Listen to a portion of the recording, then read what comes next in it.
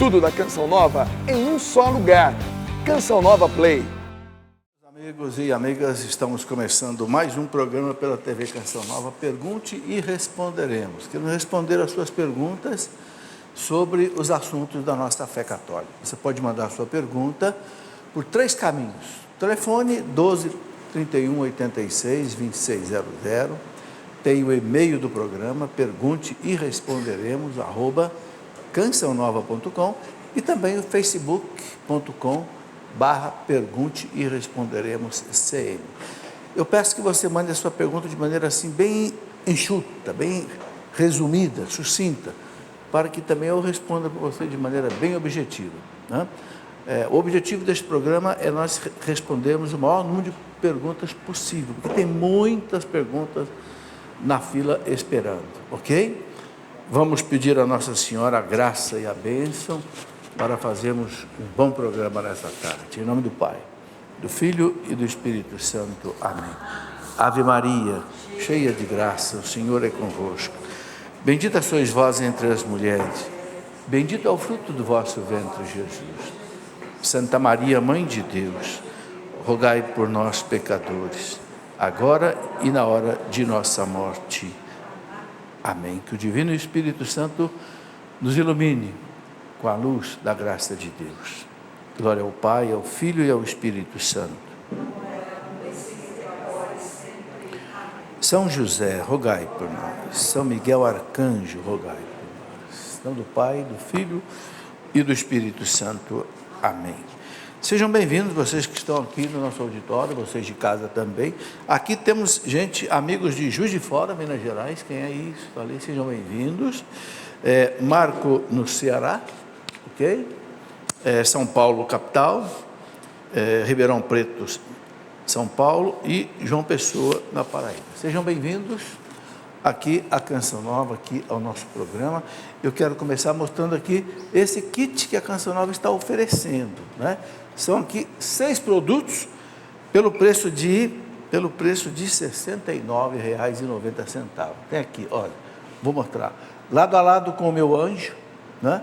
Monsenhor Jonas Abílio, sobre os anjos, né? Aqui um devocionário aos santos arcanjos. Nós vamos celebrar daqui a pouquinho a festa deles, é 29 de setembro, né? São Miguel, São Rafael, São Gabriel. Devocionário a São Miguel Arcanjo, né? Festa dia 29 também. Os anjos, companheiros no dia a dia do Monsenhor Jonas da Bíblia. Monsenhor Jonas é devotíssimo dos anjos. Sei que eu conheço, já conversei várias vezes com ele sobre isso. E a agenda de 2018, que aliás tem São Miguel Arcanjo aqui na capa, né? Defendei-nos no combate. E essa agenda é muito boa, porque você pode aí acertar os seus compromissos, né? E se você não usa a agenda, depois é um caderno. Eu uso as minhas agendas usadas, uso depois como as páginas que eu não uso, retiro as páginas usadas, que não uso, eu uso como um caderno para anotações, né? Então tá aí. E ainda vem junto aqui, um aromatizante de você colocar no seu carro. Olha aí, para o seu carro ficar bem perfumado, ok? Tudo isso aí por R$ 69,90. Você ajuda a sua vida espiritual e você ajuda a Canção Nova a enfrentar aí as dificuldades da manutenção. Aliás, esse mês, nós estamos no finalzinho do mês, né? A Canção Nova precisa da sua ajuda para fechar essa campanha.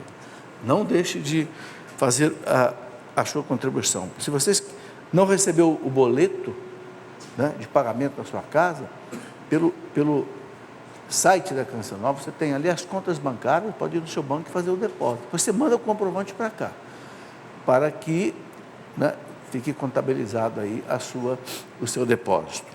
Muito bem, vamos aqui então colocar as perguntas de hoje. Quero só mostrar este livro que eu acabei de completar, a História da Igreja, em 3 volumes, né? Este último volume aqui é o volume da Idade Moderna e Contemporânea, que vai até o século XXI. Aqui você está vendo a Idade Antiga, né? Este volume que vai até o século V, depois a Idade Média, que vai até o século,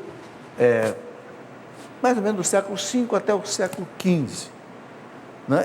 Eu escrevi esses 3 volumes porque eu dou aula na Faculdade de Teologia da Canção Nova, eu era um instituto, né, de teologia, e dava aula de história da igreja. Então, o nosso bispo, Dom Benedito Benedito, pediu que eu ministrasse a disciplina, fizesse, né, livro-texto. Então, nós temos aqui mais ou menos 1.500 páginas, são 3 volumes, para quem quer estudar a história da igreja, assim, bem de perto, né? Vou deixar aqui esse 3º volume, tomara que não caia aqui da prateleira. Fica aí quietinho. Muito bom. Vamos para as perguntas que eu já tenho aqui na minha mesa. Primeiro, são as perguntas que chegaram por telefone e por e-mail, ou melhor, telefone e Facebook. Depois, no segundo bloco ali, as perguntas que chegam por e-mail, ok? Então, vamos lá. A primeira pergunta é a seguinte. Troquei a folha, é esta folha aqui primeiro. A Jocely Regina, gostaria de saber sobre as aparições de Nossa Senhora em Garabandal, se foram aprovadas pela igreja. Olha, essas aparições de Garabandal tiveram o reconhecimento do bispo local na época. Eu não me lembro agora de cabeça exatamente a data, mas a igreja, não houve uma aprovação assim, pelo menos que eu saiba, explícita do Vaticano. Mas a igreja, em princípio, deixa para o bispo local dar a aprovação das pessoas poderem frequentar, das pessoas poderem acompanhar as mensagens. Agora, a igreja não obriga ninguém a seguir essas revelações particulares. O que nós somos obrigados a seguir é o que está na palavra de Deus, na Bíblia e na tradição da igreja. As aparições, a igreja, quando ela aprova, ela diz o seguinte: não tem nada contra a fé. Então, fica de livre uso da fé. Não quer dizer que a gente seja obrigado, né, a frequentar ali e observar as mensagens. Fica a livre uso da fé. É o que Santo Agostinho dizia. Na essência, a unidade. O que é a essência? A doutrina da igreja, está no catecismo da igreja. Aí, na essência, a unidade. Na dúvida, a liberdade. Tem gente que duvida. Em tudo, a caridade. Ok? Aquela norma de Santo Agostinho que a igreja segue. Bem, o Wellington Moreira, advento e parousia são a mesma coisa? Não, o Wellington. Advento para a igreja, na liturgia, são aquelas 4 primeiras semanas que a igreja prepara o Natal. Advento quer dizer, está chegando, há de vir, né? Então, é a preparação para o Natal. A parousia é a segunda vinda de Cristo, ok? Então, a primeira vinda é no advento, a segunda é na parousia. A parousia é um termo grego que era usado no tempo de Cristo, quando um rei visitava uma cidade, então dizia, opa, parousia, o rei está chegando. A igreja pegou essa palavra, né, que estava já na memória do povo, e aplicou para Jesus, o rei está chegando. Então, só que a parousia é a volta de Cristo, glorioso, para encerrar a história, colocar um fim na história da humanidade, e aí haverá o juízo final. Não é? É o assunto da fé que a gente chama de os últimos acontecimentos. Né? Eu até escrevi um livro, ele está aqui, ou melhor, eu acho que eu não trouxe hoje, não tem problema, é um livro que eu chamei de O Cristão Diante da Morte. São os últimos acontecimentos. Inclusive, eu estou lançando um livro do bispo Dom Henrique Soares, né, sobre escatologia. Mais um mês, Dom Henrique explica direitinho a morte, o juízo particular, o juízo final, céu, inferno, purgatório, segunda vinda de Cristo. Né? Dom Henrique explica num livro dele que nós vamos lançar aí mais um pouco para frente. Ok. Outra pergunta da Solange Bezerra. Solange pergunta o seguinte: gostaria que o senhor explicasse quem são os arautos do Evangelho. Solange, os arautos é uma instituição da igreja aprovada pelo Vaticano que estava ligada àquela separação que houve depois do Concílio Vaticano II, né? Daquele bispo chamado Dom Lefebvre, que criou aquela associação, a Fraternidade São Pio X, e que não está em comunhão com a igreja ainda hoje.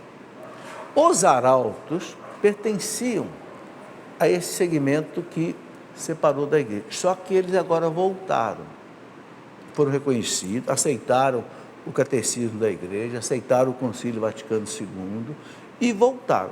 Só que eles mantiveram uma tradição antiga que a igreja aceitou. Por exemplo, eles usam uma roupa bem característica, tipo roupa da Idade Média, uma bota de couro preta até o joelho, né? Usa aquela veste com a flor de lis da Idade Média, né? É uma túnica, né?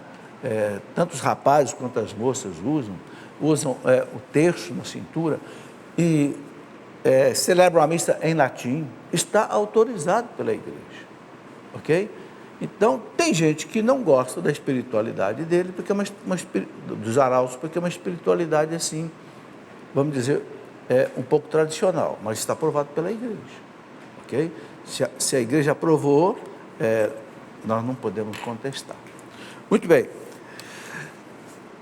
Se você quiser conhecer melhor os arautos, entra na internet aí, né? Coloca lá, entra lá, por exemplo, um site de procura, tipo Google, por exemplo, coloca lá Arautos do Evangelho, vai aparecer, né, a instituição ali com todas as características. Muito bem. Elza Moreira. O que a igreja diz sobre bioenergia? O católico pode usar desse meio para descobrir se tem alguma doença? Elza, a igreja não fala das coisas da medicina. A igreja deixa para a medicina falar de medicina. A igreja fala de fé e de moral. A bioenergia é uma medicina alternativa. Há várias coisas, usa às vezes chá de florais, usa um método de chamada bioenergética, uma varinha para detectar às vezes doença. A igreja não dá opinião sobre isso. A igreja só diz o seguinte: fale a medicina. Agora, o que a gente sabe é que essas práticas alternativas não estão reconhecidas pelo Conselho Federal de Medicina como realmente eficaz em tratamento, ok? O que a igreja recomenda é o seguinte: não misture essas coisas com esoterismo, com ocultismo, com magias, coisas desse tipo. Não havendo mistura, a igreja, né, não diz nada. Agora, se a coisa funciona ou não funciona, a igreja não dá a opinião dela. Quem tem que falar é a medicina. Okay? O que eu sei é que não há uma aprovação formal, né, dessas práticas alternativas pelo Conselho Federal de Medicina. Não quer dizer que seja proibido, né? Por exemplo, qual é a dona de casa aí que nunca usou um chá de hortelã para dar para os filhos? O Conselho Federal de Medicina também nunca se pronunciou sobre isso. Agora, garantir se aquilo vai ter efeito ou não, aí fica por conta de cada um, ok? Muito bem. Uma pessoa que pediu para não ser identificada, e a gente respeita, ela diz assim: se a missa de sábado à tarde cumpre o preceito dominical, então posso ir na missa no sábado e não ir no domingo? Sim, exatamente. Se você for na missa no sábado à tarde, à noite, você cumpriu o preceito dominical. Se você quiser ir no domingo também, pode ir, é bom que vá. Mas, se você não for no domingo, você não está pecando. Você cumpriu o preceito dominical. Porque a igreja considera que a liturgia do domingo já começa no sábado, a partir aí, vamos dizer, 4, 5 horas da tarde. É chamado nas vésperas, né? O ideal seria a partir de 6 horas, né? Porque não se reza as vésperas a partir das 6 horas. Margarete Borges: no dia do casamento, fazemos no altar um lindo juramento diante de Deus. É verdade. Por que então o casamento só vale até que a morte nos separe? Né? Ela quer saber por que o casamento não continua depois, na eternidade. Né? É pelo seguinte, Margarete, porque todos os sacramentos, eles só valem para esta vida. Por exemplo, não se pode batizar uma criança que já morreu. Não pode. É só para as pessoas vivas. Não pode crismar uma pessoa que já morreu. Não pode dar a unção dos enfermos para uma pessoa que já morreu. Não pode. Se, por exemplo, o padre tem dúvida se a pessoa está viva ou não está viva, aí ele ministra o sacramento sob condição. O que é isso? Ele diz: olha, se você está vivo, eu te batizo em nome do Pai, do Filho e do Espírito Santo. Uma criança que né? O ministro tem dúvida se morreu ou não. Uma pessoa que vai receber a unção, se você está vivo. Então, o matrimônio também é um sacramento que só vale para esta vida, né? Tanto assim que a igreja ensina que a pessoa que ficou viúva, ela volta ao estado de solteiro. Por isso que pode casar com outra pessoa, desde que seja um casamento direitinho na igreja. Entendeu? E Jesus fala claro, na eternidade ninguém se casa mais. Por quê? Na eternidade a nossa alma é a esposa de Deus. No fundo, o casamento nosso na eternidade é com Deus. Agora, vamos estar ligados com todo mundo. Só que a atração de Deus a nós é tão grande, que supera qualquer outra união que a gente possa desejar. Mas nós vamos estar com todo mundo ali na maior festa, não tenha dúvida disso. Ok? Muito bem. Outra pessoa que pede para não ser identificada, tudo bem, ela diz assim: sou casada já há 6 anos, somente no cartório, ou seja, casou só no civil, não casou na igreja. Meu esposo se nega a casar na igreja, já temos 2 filhas pequenas. Desejo muito poder comungar, mas minha dúvida é errado deixar meu esposo para ser uma pessoa que busca deixar de pecar? Eu estaria destruindo minha família? Olha, veja bem, você está dizendo aqui que você tem 2 filhas pequenas. Então, não é conveniente você separar. Pelo menos agora. Ok? Vai ser um sacrifício para você, né? Manter aí um casamento que não está, vamos dizer, legitimado pela igreja. Realmente você não pode comungar. Mas eu penso que aí a caridade com as suas filhas, para mantê-las numa família, não é? Talvez seja mais importante do que uma separação agora e deixar essas crianças aí numa situação que às vezes pode ser até traumática, né? Continue rezando, vá à missa, não comungue até que essas crianças cresçam ou até que seu marido aceite o casamento. Vai com calma, coloca na mão de Deus, mantenha uma conversa com um diretor espiritual, um padre que possa te orientar, entende? Eu acho que por aí a gente resolve, sabe? Deus tarda, mas não falha, o povo diz, né? Vai rezando, Deus uma hora vai te dar uma solução para o seu problema. Elza Maria Mota: qual é a palavra que está dita quando rezamos? Senhor, eu não sou digno de que entreis na minha morada, mas dizem uma palavra. Que palavra é essa? Elza, é aquela palavra que está no Evangelho de São Lucas, no capítulo 7, quando aquele centurião romano, é impressionante, um centurião romano, um oficial romano pagão, não era cristão, não era judeu. Ele era chefe de uma centúria. O que é uma centúria? São 100 soldados. Os romanos, em cada cidade, em cada local que eles dominavam, a Palestina estava subordinada aos romanos, a Galileia também. Então, na cidade de Cafarnaum, onde o centurião morava, e Jesus morava ali na casa de Pedro, em Cafarnaum, ele, né, estava com seu servo à morte. E é uma atitude muito interessante desse homem. Ele não era judeu, não era, né, cristão nem nada, mas ele viu falar de Jesus, ele viu os milagres que Jesus fazia ali em Cafarnaum. Então, ele mandou alguém pedir para Jesus ir curar o servo dele. E Jesus disse para o mensageiro: eu vou. E o mensageiro foi lá avisar para ele: ele vem. Ele disse: não precisa vir não, eu não sou digno que o senhor entre na minha morada. Diga só uma palavra aí, e meu servo será curado. Jesus ficou impressionado. Disse: nem mesmo em Israel eu encontrei tanta fé. E o servo foi curado. Outra coisa bonita desse centurião, não era um filho dele, era um escravo, era um servo. Mas ele estava compadecido daquele servo doente, né? Então, não só ele era um homem que amava aquele servo, mas tinha fé naquilo que Jesus já estava fazendo, né? É impressionante. Está lá em Lucas, capítulo 7, versículo 7. Muito bonita essa passagem que a igreja coloca para nós antes da comunhão, né? Nós também devemos dizer para Jesus antes de comungar, né? Senhor, eu não sou digno de que entreis na minha morada, né?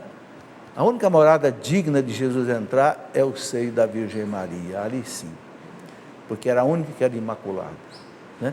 Senhor, eu não sou digno, mas o Senhor quer vir a mim, então diga uma palavra para que a minha alma seja curada, né? Muito bem. Ernestina de Oliveira, de Goiás, via Facebook, ela pergunta o seguinte: meu marido me traiu 2 vezes e eu o perdoei, mas agora há pouco tempo ele voltou a me trair, não suporto mais viver com ele, o que eu devo fazer? Ernestina, o Código de Direito Canônico, que é o Estatuto da Igreja, diz assim: num caso de adultério consumado, repetido, já perdoado, a pessoa não se emendou, você pode separar. Está aqui no Código. O que você não pode é casar com outra pessoa, a menos que esse casamento já seja declarado nulo pelo tribunal da igreja, ok? Então, a igreja sempre prefere uma reconciliação, um perdão, né? Mas se você está dizendo aqui que você não suporta mais, a igreja te dá o direito de você separar dele fisicamente. Veja bem, não é extinto o vínculo matrimonial, não. A separação física não extingue o sacramento, por isso que não pode casar de novo, a menos que o tribunal da igreja diga que esse casamento foi nulo, aí o vínculo não existiu, ok? Felipe Barreto, via Facebook, o que são principados e potestades? São os anjos, aqueles 9 coros de anjos, anjos, arcanjos, querubins, serafins, trono, dominações, virtudes, potestades e poderes. Quem é que fala desses coros de anjos? A Bíblia fala, São Paulo fala, mesmo no Antigo Testamento fala, porque os anjos também são como nós, não tem 2 anjos iguais. Deus não repete, não tem anjo clonado, não. Então, há anjos diferentes.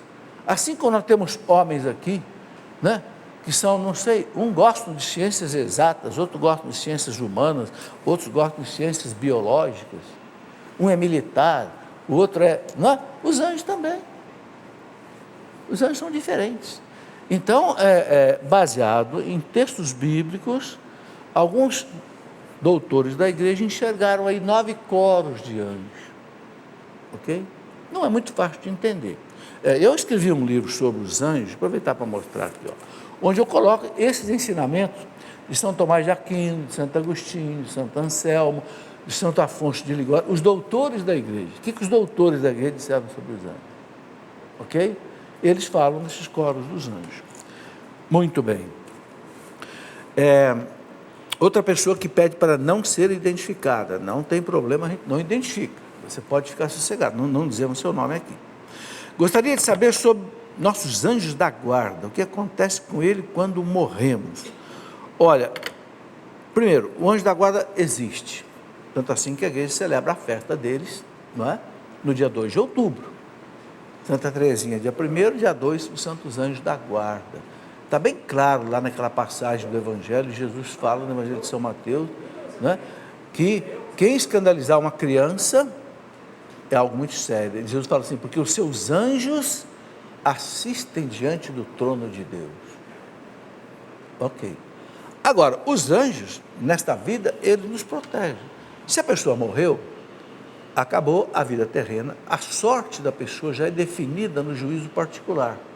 Então, não precisa mais do anjo. Não sei, aí pode ser que esse anjo passe a ser anjo da guarda de uma outra pessoa, de uma outra criança que nasce. Nascem, né, milhões de crianças todos os anos. 13. Dani, 13 é a pergunta de número 13 de hoje. Se os santos foram pessoas humanas aqui na terra, quando clamamos sua intercessão, não estamos acreditando como os espíritas, que pessoas depois da morte possam ouvir e interferir aqui na terra? Não. Há uma diferença básica entre intercessão, que é o que nós cristãos fazemos, e evocação dos mortos, que é o que os espíritas acreditam e fazem. Qual é a diferença? Intercessão Nós acreditamos que a pessoa está no céu, na glória de Deus, na comunhão com Deus. Então nós pedimos que essa pessoa diante de Deus interceda por nós. Evocação dos mortos é outra coisa. É você pedir para uma pessoa que morreu, não é um santo. Veja, intercessão nós estamos falando com os santos. Uma pessoa que morreu, você pedir para o espírito dela vir aqui e trazer uma mensagem. E isso é que a igreja não quer que faça.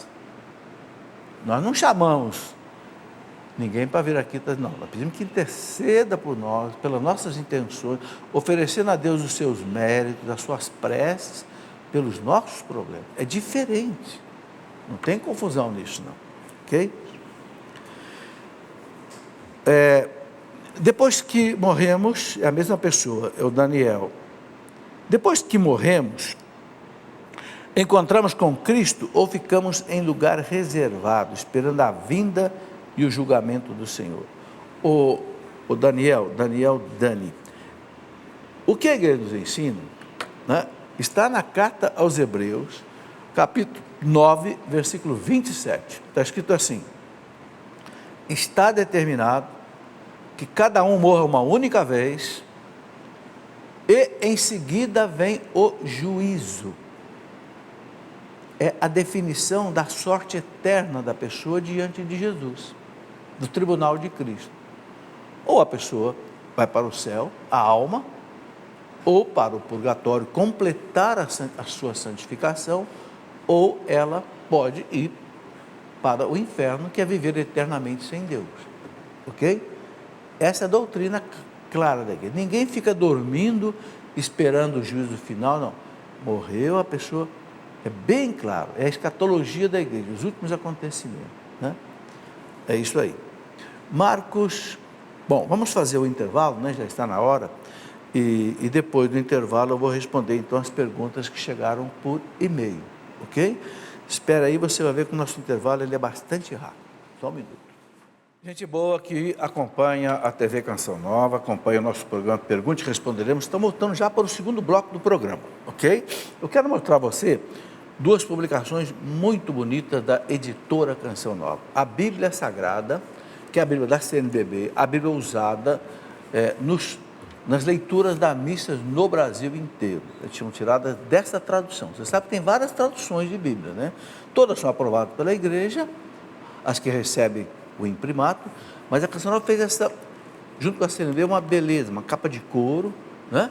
E tem uma que tem um zíper também, aquela que está ali, ó, é com o zíper, quem prefere, né? Você tem essas duas opções. E aqui quero mostrar uma outra coisa muito interessante, a Bíblia Jovem. O que é essa Bíblia Jovem? Na verdade, não é a Bíblia inteira. Essa Bíblia Jovem é o seguinte, é uma Bíblia para os jovens, onde traz um resumo de cada um dos 72 livros da Bíblia. E é muito bem feita, é do sistema YouCat. Você sabe que o YouCat tem um catecismo, tem os sacramentos, são várias obras, né?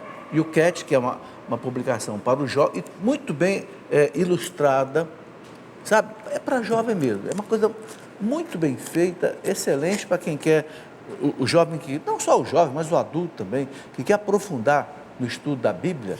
Você tem aí um resumo de cada livro e textos selecionados de cada livro, explicados, inclusive do lado aqui, com outras colocações que ilustram. E quem fez a apresentação disso, sabe quem foi? Papa Francisco. Olha o que o Papa Francisco disse sobre isso daqui. O Papa Francisco disse assim, olha, daqui ó, a apresentação do Papa Francisco, tá? Ele diz assim: a Bíblia para os jovens que vocês acabam de abrir me agrada muito. É tão vivaz, tão rica em testemunhos de santos, de jovens, que dá vontade de lê-la de uma só vez, desde o início até a última página. Aí, a palavra do Papa endossando, Canção Nova está aí, e está num preço bom. Olha, um livro desse ilustrado, com figuras, é uma publicação cara, está aí, se não me engano, na faixa aí de R$27.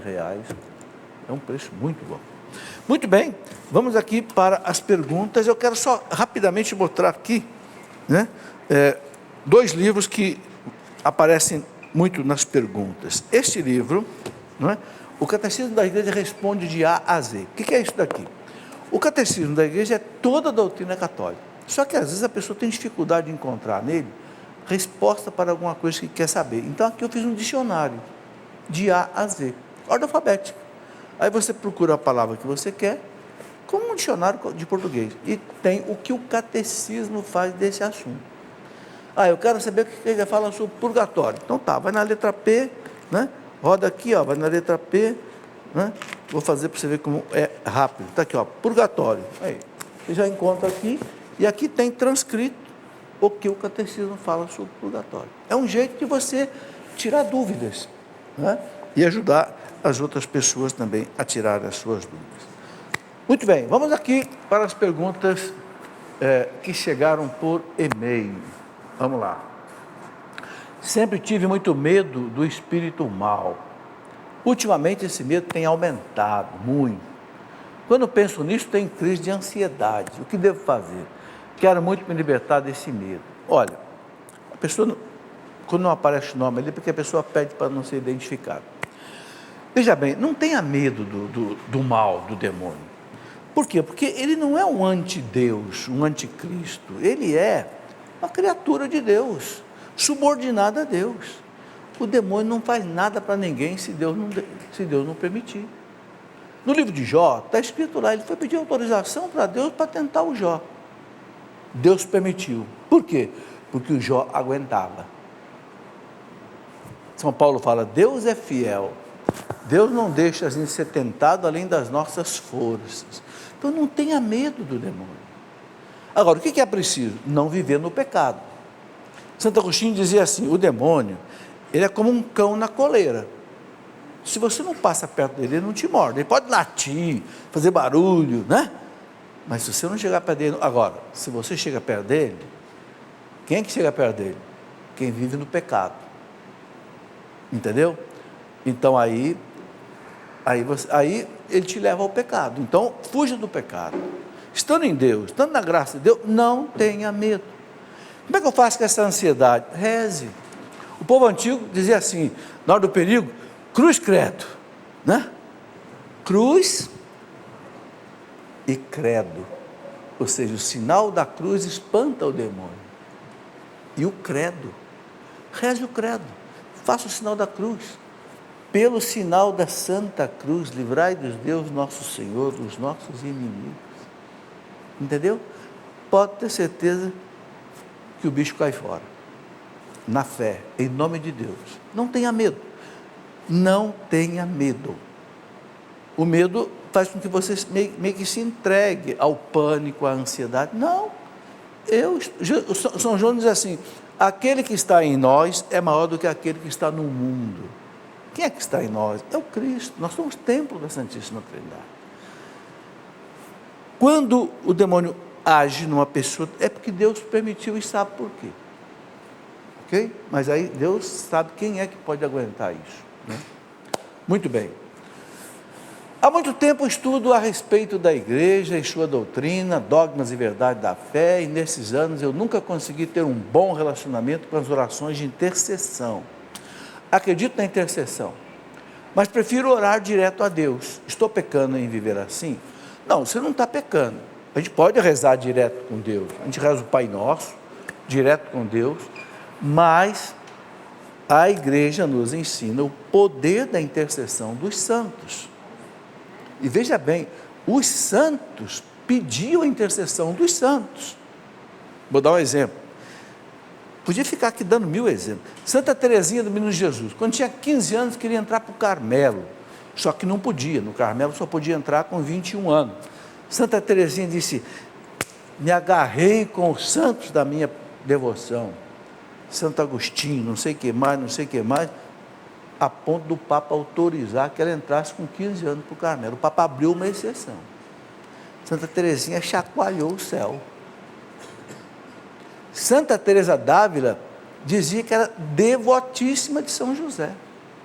Ela dizia, nunca numa festa de São José eu lhe pedi uma graça que eu não tenha conseguido.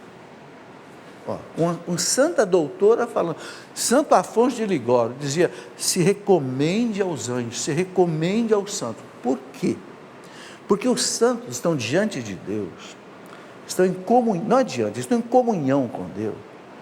E por causa dos méritos deles, que mérito? A vida de santidade que eles viveram, vida de oração, de penitência, de caridade, eles oferecem a Deus os seus méritos por nós. Entende? Essa é a teologia da intercessão.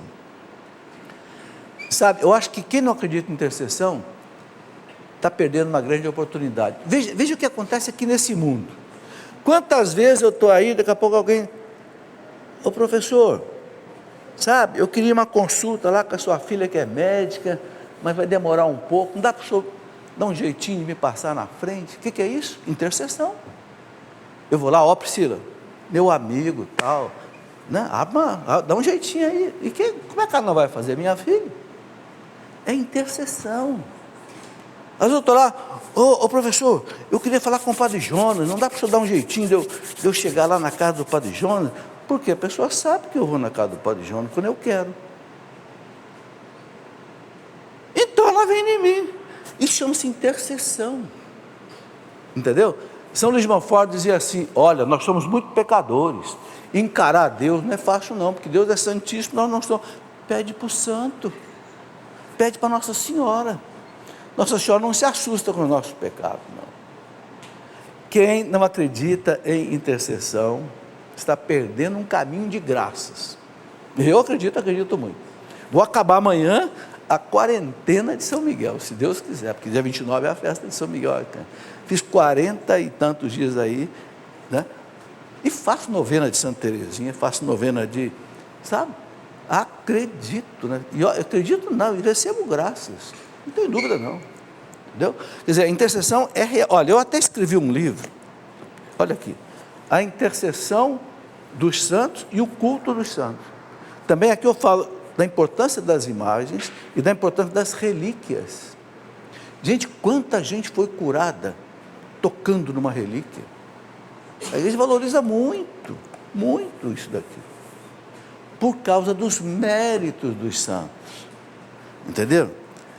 É a nossa fé. Esta é a nossa fé. Então, a pessoa que fez essa pergunta, você não peca de rezar direto com Deus, mas a intercessão, meu amigo, é poderosa.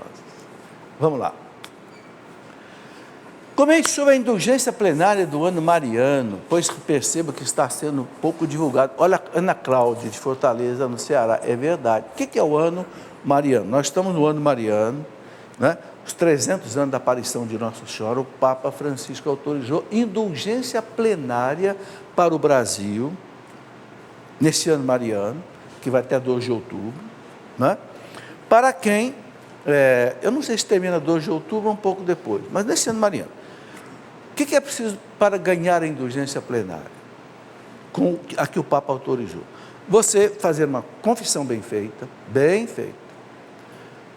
participar da missa, comungar, Eucaristia, rezar pelo Papa, pelo menos um Pai Nosso, uma Ave Maria e um Glória, e você rezar numa igreja consagrada a Nossa Senhora Aparecida. Na minha cidade de Lorena tem uma paróquia Nossa Senhora Aparecida, a igreja consagrada. Então, se você for ali, e você pode fazer isso uma vez por dia, não precisa confessar todo dia, não. Uma confissão pode ser por um tempo, né, que você até precise de outra confissão.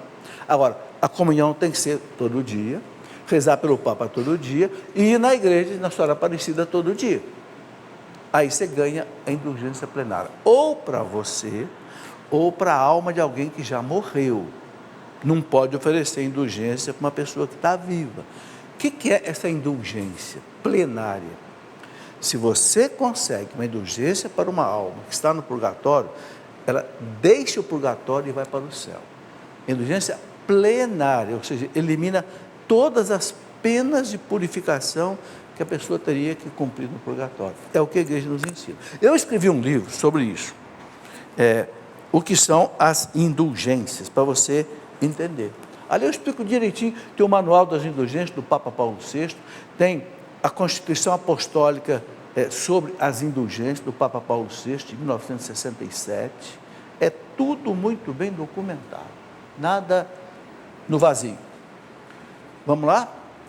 Podemos saber se a alma pode sair do corpo com a pessoa ainda viva e ir para o inferno, e a pessoa ficar se sentindo pegando fogo, como se estivesse vagando aqui na terra? Não pode. Se a alma sair do corpo, morreu. O que é para a igreja a morte? Como é que a igreja define a morte? A separação da alma do corpo. A alma saiu do corpo, o corpo para imediatamente, não funciona mais nada, nem coração, nem, entendeu? Então, não tem esse negócio da alma sair, ir para o inferno, a pessoa continuar viva, meio sentindo pegando fogo. Não, você deve estar sentindo pegando fogo por outro motivo. Veja se não é um problema de alergia, de menopausa, não sei, pode ser um outro efeito, mas não é porque a sua alma foi para o inferno. Tira isso da sua cabeça, porque senão você fica aí sem dormir, ok? Às vezes eu levo meio na brincadeira, é para a pessoa saber que realmente não tem possibilidade de acontecer isso. Vamos lá. Um evangélico me disse que Maria teve outros filhos além de Jesus, e por isso não a consideram a Virgem Santa. Isso é verdade? Bom, para nós não é verdade. Para nós católicos não é verdade. Para nós católicos, a Virgem é Santíssima. Dogma de fé proclamado pelo Papa Pio IX, 1854, a Virgem Maria foi concebida sem o pecado original e nunca teve pecado pessoal. Virgem. Segundo, Virgem perpétua. É dogma de fé. Santo Agostinho dizia: virgem antes do parto, virgem durante o parto e virgem depois do parto. Maria só teve Jesus, e no parto de Jesus não perdeu a virgindade. É dogma de fé, ok? Outra coisa, não é? Ninguém vai encontrar em nenhum dos 4 evangelhos o nome de uma pessoa onde apareça assim, filho de Maria, que não seja Jesus. As únicas vezes que você encontra nos evangelhos, fulano, filho de Maria, é Jesus. Não aparece Tiago, filho de Maria, Maria de Nazaré, não sei, deixa eu explicar uma coisa aqui muito interessante.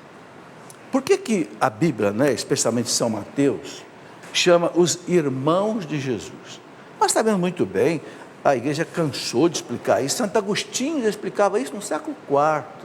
Esses irmãos eram parentes próximos, primos, porque o aramaico em que São Mateus escreveu o evangelho dele, não tinha a palavra irmãos, então ele usava a palavra, não tinha a palavra primo, então usava a palavra irmãos para os parentes próximos. Muito bem. Uma coisa muito interessante que está narrado no livro, da história da igreja de Eusébio. Eusébio foi um bispo de Cesareia, ali à margem do mar Mediterrâneo, na Palestina. Eusébio foi, no século IV, escreveu a primeira história da igreja. E Eusébio conta uma coisa muito interessante, que no século II, houve um judeu chamado Egesipo, judeu, século II, que colocou o seguinte, que aquele discípulo de Emaús, chamado Cleófas, era irmão de São José, e era de Emaús.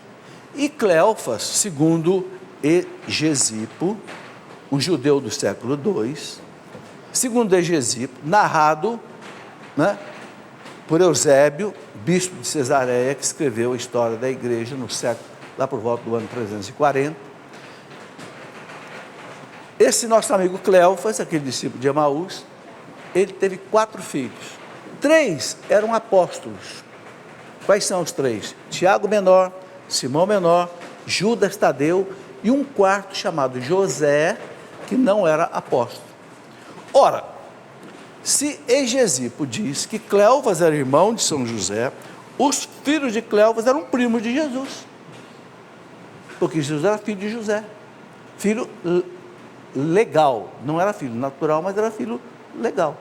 Então os evangelistas colocavam irmãos de Jesus, porque não havia a palavra primo no hebraico.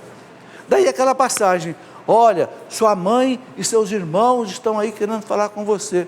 Eram os primos de Jesus. Outra evidência clara que Jesus não teve irmãos, todas as vezes que Jesus ia com Maria nas festas judaicas de Jerusalém, só aparece Jesus. Cadê os outros? Aos pés da cruz, Jesus entrega Maria para João.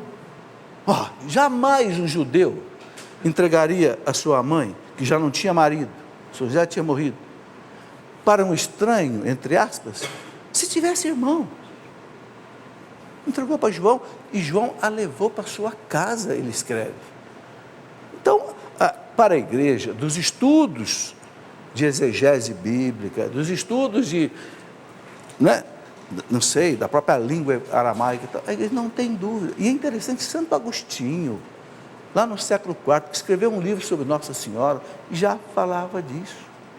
Não são irmãos, são parentes próximos, de Jesus. Vamos em frente. Luiz Antônio, eu sou católico praticante e sirvo na liturgia e dízimo. Eu gostaria de saber se é errado assistir novela protestante. Ô Luiz, depende, se não tem nada errado. A gente vai assistir um filme, a maioria dos filmes não é nem católico, nem protestante, nem nada, é um filme, é história, é novela. Então, o fato de ser protestante ou não ser protestante, não é o problema. O problema é se tem coisa errada ou não tem coisa errada. Entenderam? O Papa Paulo VI dizia assim, a verdade às vezes é dita até pelo demônio. E se é verdade, é verdade. Então, uma passagem interessante na vida de Santo Antão, que foi santo no deserto, lá por volta do ano 280, Santo Antão tinha embates com o demônio violento, E Santo Atanásio, que foi bispo de Alexandria, o primeiro santo doutor da igreja, escreveu a vida de Santo Antão. Diz que um dia Santo Antão estava conversando com o diabo, e o diabo disse para ele assim, Antão, você está ficando orgulhoso, porque você é o monge mais antigo aí do deserto. Aí diz que Santo Antão falou para o diabo assim, nossa rapaz, você é o pai da mentira, mas agora você falou uma verdade. Eu acho que eu estou ficando meio vaidoso mesmo, eu tenho que tomar cuidado. Quer dizer, a verdade é verdade, O Papa Paulo VI um dia disse assim, que às vezes o Espírito Santo fala até pela boca dos ateus. A verdade é verdade. Então, novela protestante, se tem verdade, se não tem mentira, se não tem coisa errada, fique com aquilo que é bom. Estou recebendo um recado aqui, o preço da Bíblia com zíper, eu pedi para trazer, olha, esta Bíblia aqui que tem o zíper, R$ 42,90, e a Bíblia Jovem, realmente confere o que eu falei, aquela indicada pelo Papa para os jovens, é R$ 27,00, está ok,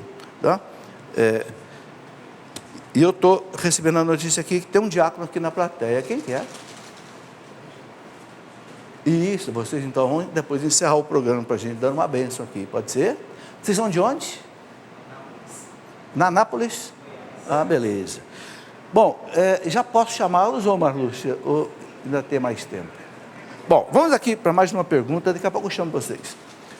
Coloca mais uma aí. Tânia Santos, uma pessoa com síndrome de Down, que não sabe acusar suas faltas, pode ser auxiliada por alguém da família no confessionário? Ô Tânia, converse com o padre. A igreja permite, por exemplo, alguns casos, por exemplo, uma pessoa que é surda ou muda, ou não consegue, entendeu? Ou a pessoa que é de uma língua diferente do padre que vai confessar, a igreja autoriza intérprete, mas há que fazer um compromisso de juramento aí, de não contar para ninguém o que ouviu. Então, se houver esse juramento, vamos dizer assim, pode haver uma pessoa ajudando aí, tá? Mas aí é melhor conversar caso a caso com o confessor, ele vai orientar o que pode ser feito, tá bem? Deixa eu chamar os diáconos aqui chega aqui à frente, um ou mais, vocês podem vir aqui, porque nós já estamos aqui chegando ao finalzinho do programa e eu quero conversar com vocês. Estou vendo vocês chegarem aí, de Anápolis, chegam aqui. Não tem outro microfone não, né? Não tem outro... Tem? Pode ser usado? Dá? Vocês são de onde? Anápolis, Goiás. Anápolis. Sim. Diocese? Diocese de Anápolis. Diocese de Anápolis. Quem é o bispo de lá mesmo agora? Dom João Wilk. Dom João Wilk, sim. Dá para usar? Então, pode me dar aqui, por favor. Eu gosto sempre que tenha ou algum padre aqui com a gente. E esses amigos que estão aí, quem são? Pode ficar com vocês. Nós estamos em peregrinação à casa da Mãe Aparecida e também à casa do Pai das Misericórdias. E estamos aqui visitando... Que bom. Você chama? Anésio, diácono Anésio. É diácono permanente ou seminarista? Vai ser ordenado? Sim, vou ser ordenado. Já terminou a teologia, Estamos beleza? terminando. Vocês, Diácono Rafael já terminou a teologia. já terminou e vão ser ordenados aí para o ano que vem, se Deus quiser? Em breve. Em breve. Que bom. Você, participante, só se identificar e apresentar. Diácono Jussier. Mas então vocês vão ter 3 padres em breve lá em Anápolis. Um pouquinho mais. Um pouquinho mais? Coisa boa. Você? Diácono Rafael, são previstos 16 ordenações para o fim do ano, né? Assim, Quantas? 16. 16? Mas ainda estamos naquele processo, aguardando silenciosamente, né? Que beleza. Os trâmites da igreja. Posso fazer uma pergunta indiscreta? Quantos anos você tem? 23. Se não quiser, não responda. Para mulher eu não pergunto, mas para homem eu pergunto. 31. 31. 26. Sabe por que eu gosto de perguntar a idade? Porque hoje eu estou vendo o seguinte, há muitas vocações hoje, já meio tardias. Ontem eu estava, por exemplo, com o padre Francisco Dockhorn. O professor Dockhorn, ele é padre em Cuiabá com o padre Paulo. Foi ordenado com 36 anos. Tá? Formou em psicologia primeiro, mas ele viu que a vocação dele era o sacerdócio, foi para Cuiabá. Ele é gaúcho, Porto Alegre. Esteve em casa comigo ontem, ordenou com 36 anos. Por que eu estou colocando isso, né? É muito jovem, de repente, né?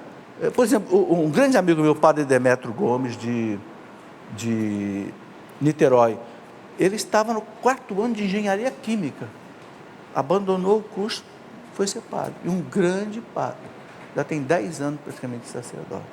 Bom, vou pedir a vocês, posso encerrar já? Vou pedir a vocês para encerrar o programa, dando a bênção para aí, tanto os que estão aqui, quanto o pessoal de casa. Uma coisinha só, esses que vieram aqui, são seminaristas, o que são? Sim, somos. Tudo isso é seminarista? Sim. Levanta a mão um pouquinho, vocês que... Meu Deus, quantos são? Somos 65 seminaristas. Tem ideia de quanto na teologia, quanto na filosofia? São 15 na teologia, na filosofia são 23, no propedêutico, 14, Que menor beleza, 10. Que beleza. Olha, eu Seminário de Anápolis. dou graças a Deus por isso. Isso mostra que estão crescendo as vocações sacerdotais e religiosas no Brasil. Graças a Deus. Deus seja louvado. Pode aplaudir, meu. Pode aplaudir. Está aí. A bênção final para nós. O Senhor esteja convosco, Ele está no meio de nós. por intercessão de Maria, Mãe da Igreja, do glorioso São José e do santo anjo da guarda de cada um.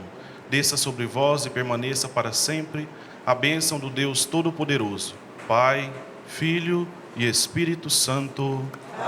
Amém. Muito obrigado a vocês que chegaram, vocês que estão de Anápolis, esse grupo grande aí de seminaristas e diáconos, vocês de outras cidades que vieram também aqui participar, e você de casa. Amanhã temos Escola da Fé às 20 horas, estou fazendo um curso bíblico resumido, você está convidado nesse mesmo auditório aqui, Santa Clara, a vir participar. Fique com Deus, até amanhã, se Deus quiser, para quem vier. Tudo da Canção Nova em um só lugar. Canção Nova Play.